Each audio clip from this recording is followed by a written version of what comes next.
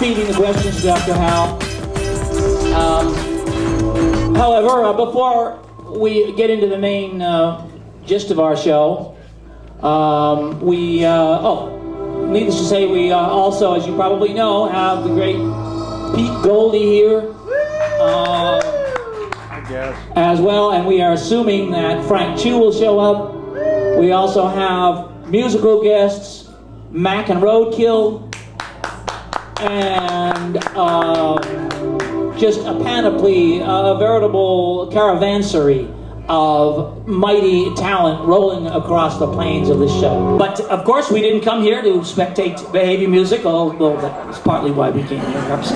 We came here to learn, to sip at the fountain, at the nectar of knowledge and science.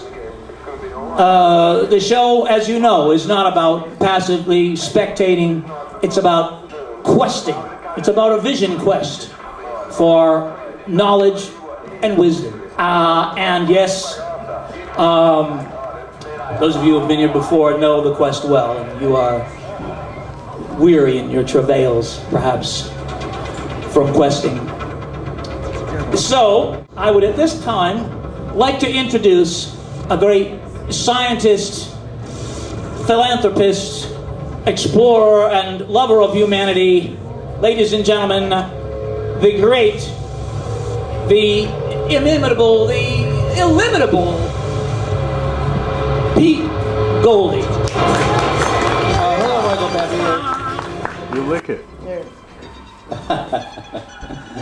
I'm ready. Are you ready? I'm going to talk about space tonight. Yay! Something different. As we all know, there is nothing more interesting than space. I've learned many important facts about you. Well, you were in a movie. That's right. 2 movies. You were in a book, and I believe you read a book.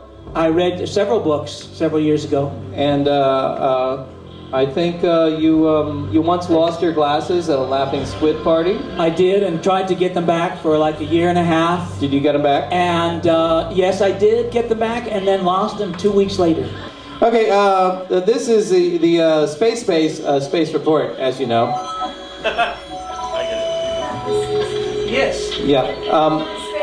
And I want to begin by bringing everyone up to date on the last missions I was talking about in the last few weeks, and what the latest things are. And of course, all the news this last week was about the lunar mission that took off, a double mission, Lunar Reconnaissance Orbiter and a Lunar Crater Reconnaissance Observation System Satellite, LRO and LCROSS. Yeah. But if they're all blue... This is all artist renderings, so none of this is real. This is someone's imagination. This is the moon Prometheus having a soft collision with the F-ring. And there it goes. What you have there is the moon Prometheus is in an elliptical orbit, and its orbit at some points intersects the F-ring. When it does that, it actually will pull some of the material away from it. It is more complex than that. Whoa. Let's go to the still image after that. Because what I want to tell you is not only is it pulling a streamer off, it does it on every orbit. And those orbits are pretty fast. I think it does it about every 14 hours. What it ends up happening...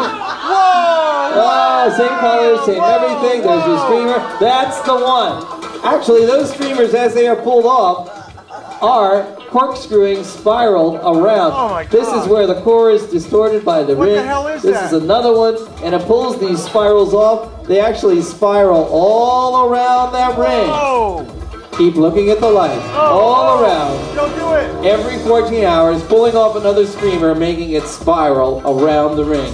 They're not just flat little things spinning in their tiny little orbits. They've got character, dimensions, everything else. There it is, at Cape Canaveral, at the Kennedy Space Center at Cape Canaveral. There it goes. And I hear that noise. That must mean only one thing. They put propellant in it and lit it. As always, there's a camera already in the heavens to see it come up. I don't know how that works. Artists can do that. And the other, and the Yes. next to it. They have to send up 2 rockets at once for these shots, you know. But it is credible. They get rid of the first stage, and then they fire up they get rid of the fairing that covers the 2 satellites. And the interesting thing about this is it's a dual mission. There's 2 satellites, but the last rocket, the Centaur rocket that actually pushes the 2 satellites to the moon, remains attached to one of the orbiters, the LCROSS orbiter. As you can see, now the reconnaissance orbiter just separated from the LCROSS orbiter. There goes the reconnaissance orbiter that entered the moon's orbit in a polar orbit yesterday. Yesterday morning, while all of you should have been sleeping, but you were still partying. This is the one that took off like, what, 3 days ago? It took off Thursday. Thursday around noon our time. Went into orbit yesterday. You know, that's a nice thing about dealing with the moon. You can get there in less than a week, unlike all these other planets and things. So things really happen pretty quick. And it goes there it is. Yeah, there's the, no, not this one. This one is strictly a lunar mission. And now what I want to show you, though, is the LCROSS.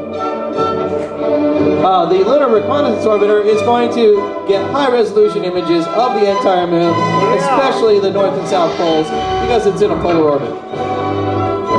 However, the other orbiter, the LCROSS, is still attached to its booster rocket, the Centaur stage, which weighs, about 1.5 tons. And the orbiter itself is only a few hundred pounds. And what the orbiter is going to do is to go into a highly elliptical orbit, guide it in, and then follow it in to impact 4 minutes after the Centaur booster impacts. So what you see now is it's being chased by the LCROSS satellite. The Centaur booster is heading toward the crater. I think we're going to see LCROSS impact number 1 soon, according to the caption.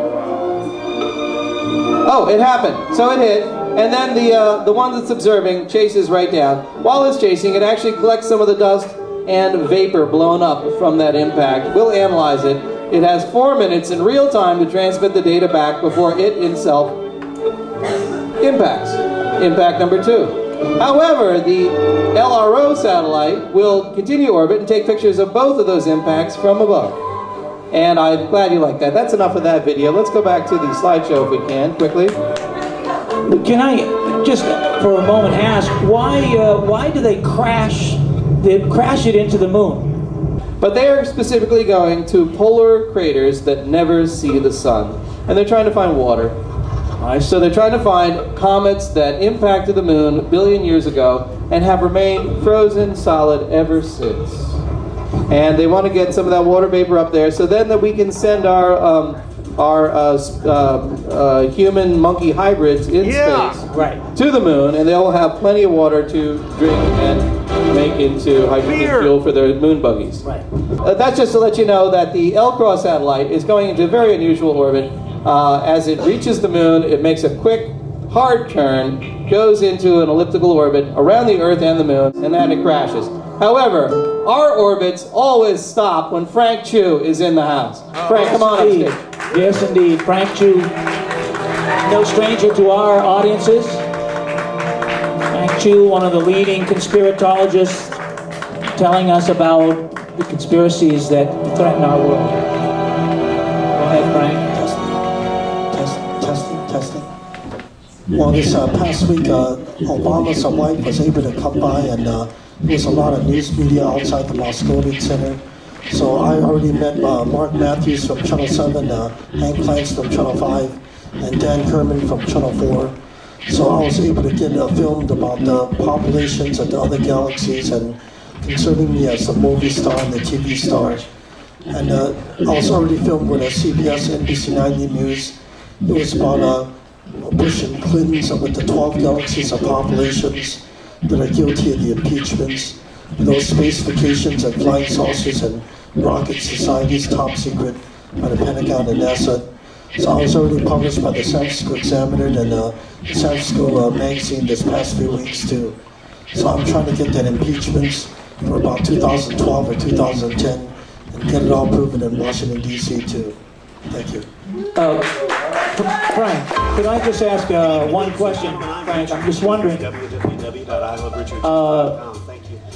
So far, has Obama joined the conspiracy against you that Clinton and Jefferson and Washington and the others have joined to deny you your movie star wages? That's a good question. You know, that is a good question.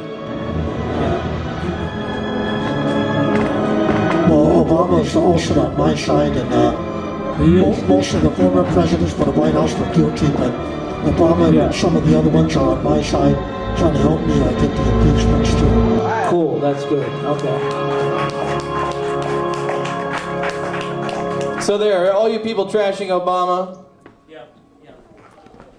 think about it. There's a word now? Maybe he's a genius.